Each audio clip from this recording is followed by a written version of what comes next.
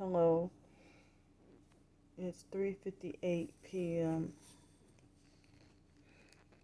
I'm feeling like as if my body and my mind have not recovered from the weekend, like trying to get rest over the weekend. Remember I told y'all Saturday, I think I had like maybe 6 hours of sleep, but then I still had that sleep deprived feeling all day long. So I think I got about 6 hours of sleep this morning also, but at the moment I'm feeling like I haven't recovered from trying to rest over the weekend. And so yeah, did I say it was 3:58 p.m.? Yeah, I'm sorry. So now I'm feeling tired and that sleep deprived feeling, lack of physical and mental energy, and feel like I just wish I could have just stayed home. But and when I say home, I mean the motel room. But they have so much noise and construction um with the remodeling the rooms and everything. Forgive me, I'm just so tired right now.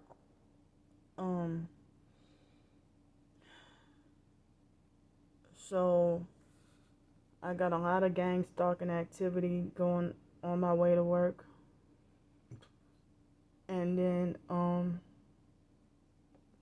like when I walked out, as soon as I walked out of my motel room, they had a red truck with funny tail lights that passed right by my motel room door, but they had the the work van that was right by my motel room because they were doing the remodeling the room next to me.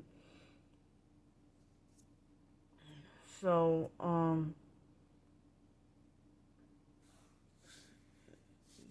then let me think of what else. They had, like, when I got onto the school campus, they had three females.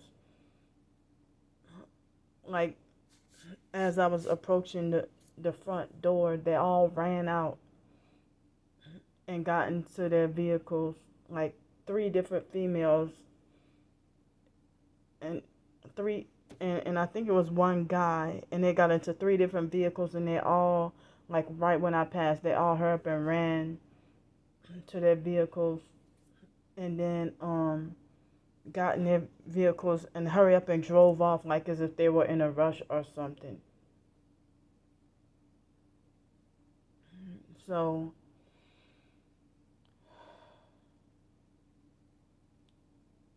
I'm feeling slowed down at the moment. So I'm even though I got me some sleep and still feeling sleep. I mean, I didn't get the full 7 or 8 hours, but I'm still feeling like lack of oxygen to my heart and feeling that deprived feeling, which ain't a good feeling. Um,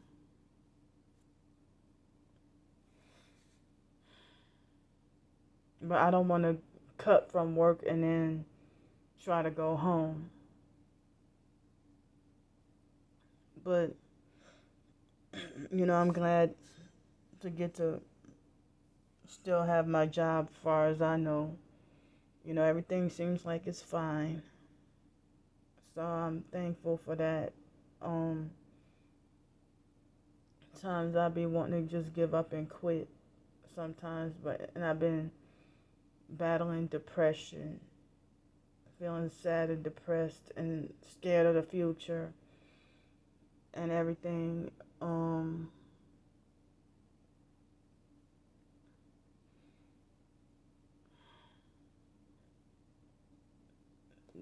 It's like people expect you to just be grateful for, you know,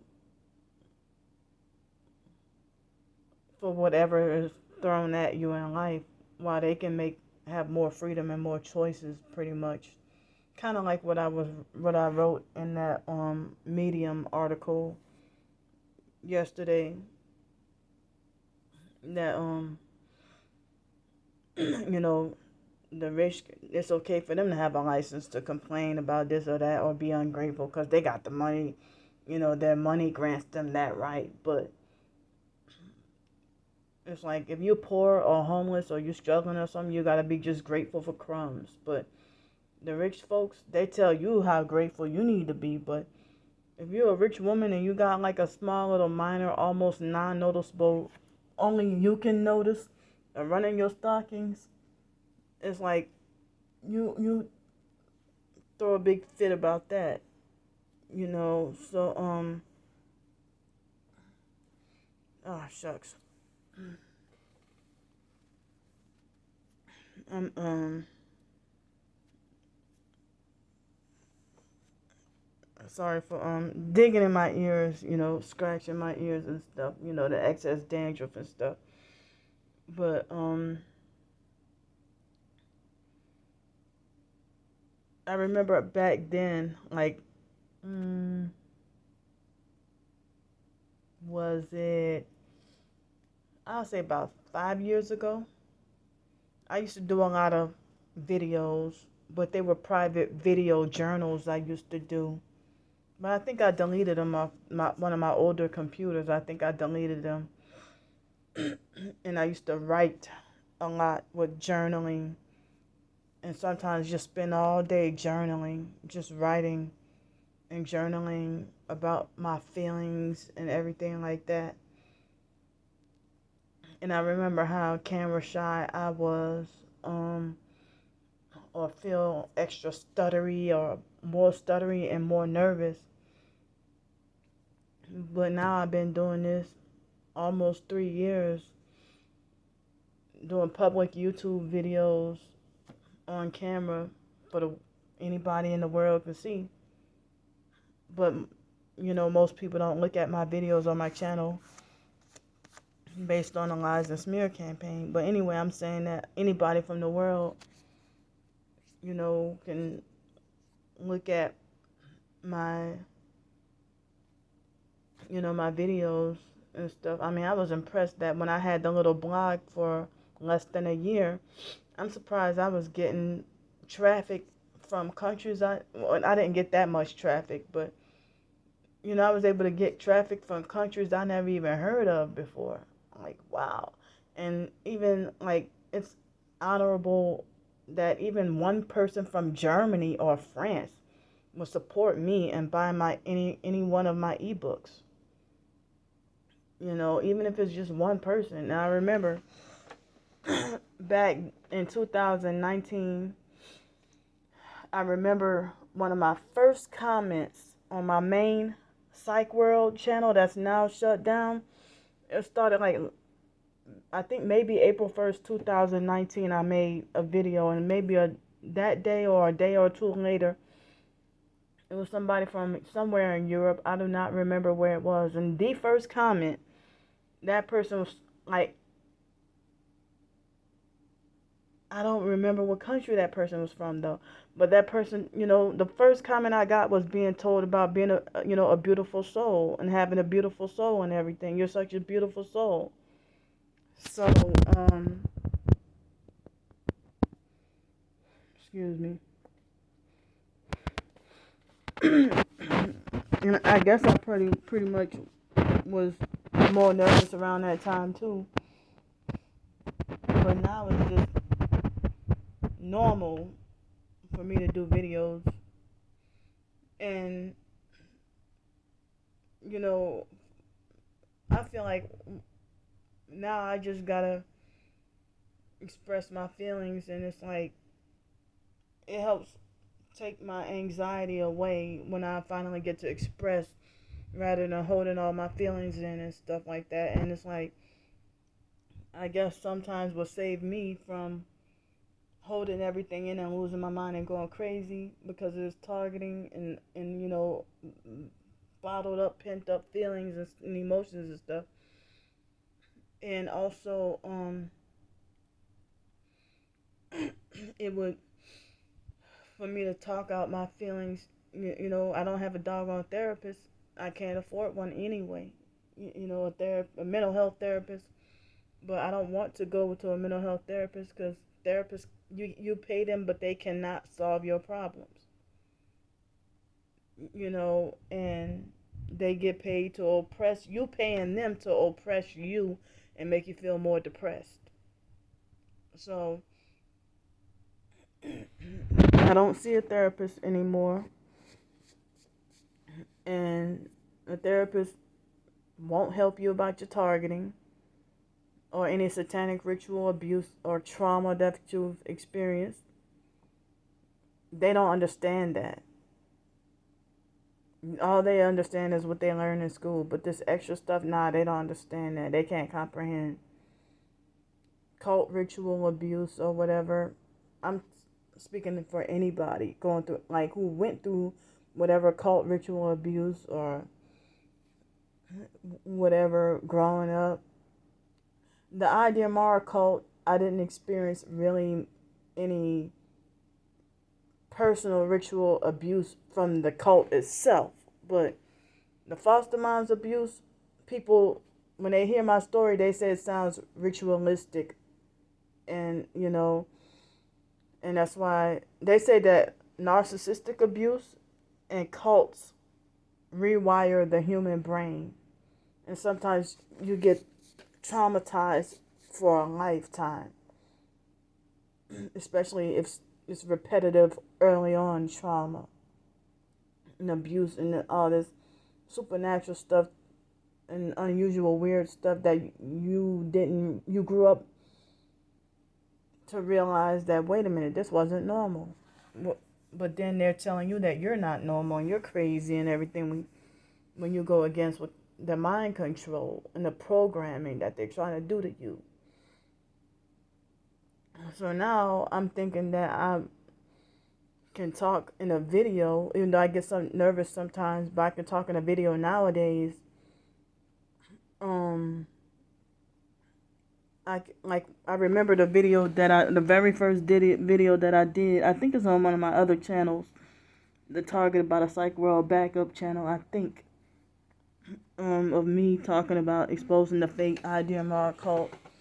The very first video, I think it was from, what year was that? Probably 2014 or 15. And I had it up, but then, me being scared of what might happen to me, like when you expose a cult and stuff. But hey, I got the video back up and I got no attacks really from the IDMR cult specifically. But, even living in New Orleans, my hometown, seeing people that I grew up with in the cult, like 2017, 2018, and come across an IDMR cult member that I grew up seeing them. They were already adults, but older adults, but to see them later on, and some of them still look the same from like 30 years ago. And so if I recognize them and be like, you're still in IDMR or whatever, and I'm like just feeling bad and feel like I don't know what to tell them, wishing that I can help them and like let them know what's going on and help them get out of the cult and stuff. And then, when I did the video, I got all kinds of attacks and me dealing with being scared, but now I'm not scared no more. And I have a video on this channel also, about another video about exposing the IDMR cult. So, I mean, I guess I've come a long way with coming out of being nervous and shy and, fearful and scared. And now I just walk around and just freely expose my gang stalking and stuff like that. But I currently don't have IDMR cult members like stalking and following and harassing me or at the moment, but the only one is my twin sister. But other than that, I don't have the IDMR cult after me. But they were attacking me online though. And they think when you speak against them, they think you're the biggest fool. Like that cult, any cult seems like they train you to have a narcissistic kind of mind, like a narcissistic mindset, like as if the group that you're in is like you think you're better, superior, and higher than the rest of the world. Something's wrong with the rest of the world, and y'all to select God's chosen few and stuff like that. So if you research narcissistic abuse, a lot of times you're going to run across information on cults. And I ask, why aren't people don't seem like they're interested in the topic of talking about cults. But a lot of people join cults, but nobody wants to talk about it. So, yeah, I've come a long way out of being so shy about,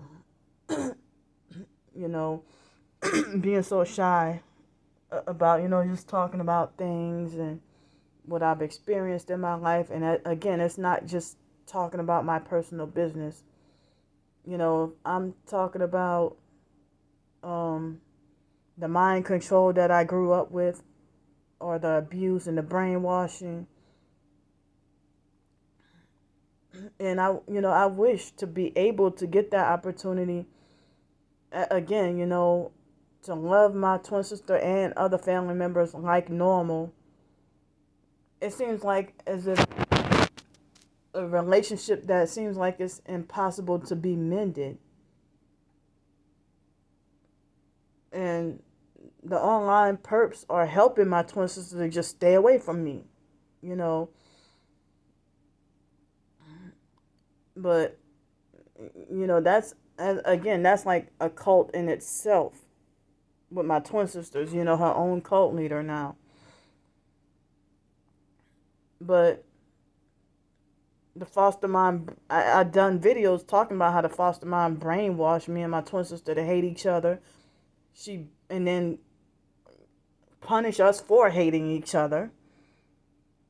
And she brainwashed us to think a certain way about the biological mom, Candy Grandpre.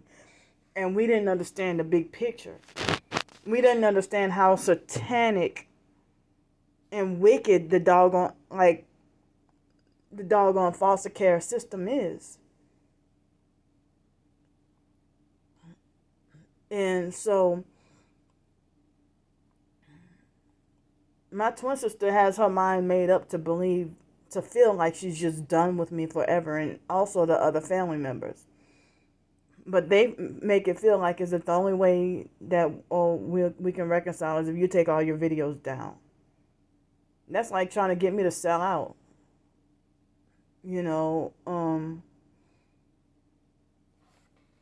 So it's like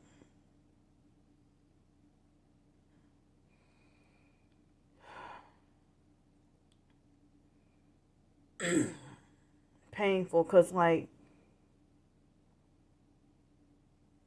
they're out here trying to kill us targeted individuals, and that's what you basically feel like you hate a certain family member and wish that family member to die, and you want nothing to do with that family member. And then if I were to die, then the family members, well, I'm convinced to feel like if I die, they still wouldn't even care. But other people, I've seen family members be like, hate each other the worst and wishing for other family members to die and go to hell and stuff. And then next thing you know, after that person is dead, then you live the rest of your life of regret, feeling like you'll do anything to bring that person back. Like the biological mom, Frances. like that you would do anything to, to bring that person, wish that you can bring that person back. So I mean, I think the family was already bad, but the family got worse after the biological mom Frances died. The family got worse.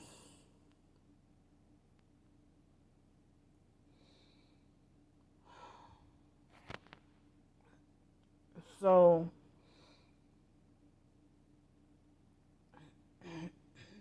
I heard about this thing with multi-generational curses, family curses, and stuff like that. But I mean, I heard that's Old Testament based and not New Testament based. Like Jesus Christ he has a different plan of salvation for us than the Old Testament. Like we have to work out our own salvation with fear and trembling. But the fake deliverance ministry people, they get it wrong by trying to make it like, oh, the only way the family curse can be broken is if, the whole family got to come together and break that curse or whatever, that multi-generational curse or whatever.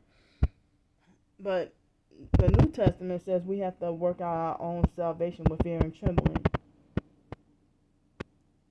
So, and that's what I've been trying to practice to do.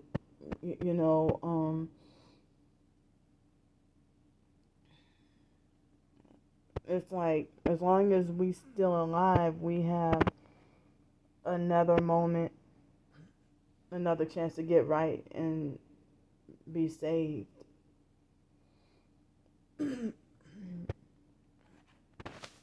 Excuse me. So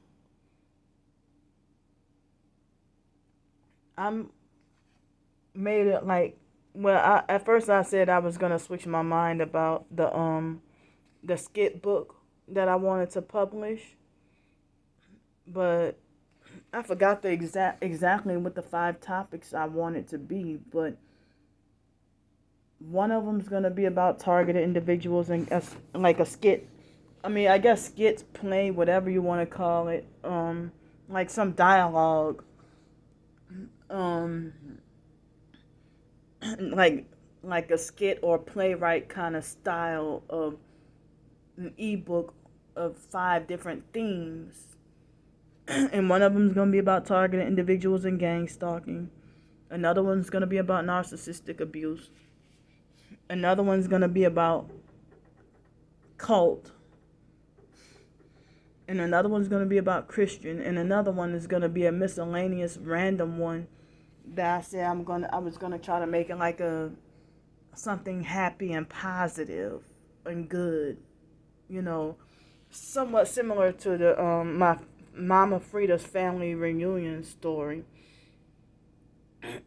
But I would have fun with if I had like a separate YouTube channel and got it monetized and and just make a living off my short stories, my short fiction stories. But even my fiction stories are a threat to the perps because of the themes. Like even though it's fictional scenarios, but the themes are based on truth, and they feel threatened by that and try to get you shut down and make sure nobody supports you and everything. So if it weren't, I say, my sleep deprivation and my homeless situation and now this job, I feel like it's holding me back from my writing projects that I wanted to work on. The homeless situation had been holding me back even in 2019. I said, damn it, what can I do to try to get off the streets or get a job or get something? In 2019, it seemed like it was much of nothing for me in New Orleans. And I tried to scramble around like, what could I do? What could I do? Didn't have a car to get to drive for Uber or Lyft or Uber Eats or none of that. And I I thought about, like, in 2017 I was even scrambling around for something, but I had a place to live at that time. So the year 2017, throughout that whole year, I think I was probably homeless for like a week or two, and then transitioned to another Section 8 um, place to live. But it's really hard out here, trying to survive and trying to live. And then if you try to start your own business or try to, I mean, other targets, they can be writers, and some of them have, like, it's like they try to rob you of your talents and skills and stuff, and trying to make sure you can't make a living off of that, off of your talents and skills. And it's supposed to be made to look like a forced to be a waste of talent and skill if the perps are trying to stop you from putting your talents or skills to use, and make you feel like you can't, like you're infantilized and handicapped and can't do anything for yourself or other people. Like if they try to say, I don't have the mentality, oh, Candy shouldn't be working around kids, or shouldn't be around kids and stuff. And just, for what? Why? So, all because of lies, false rumors, and smear campaigns and everything.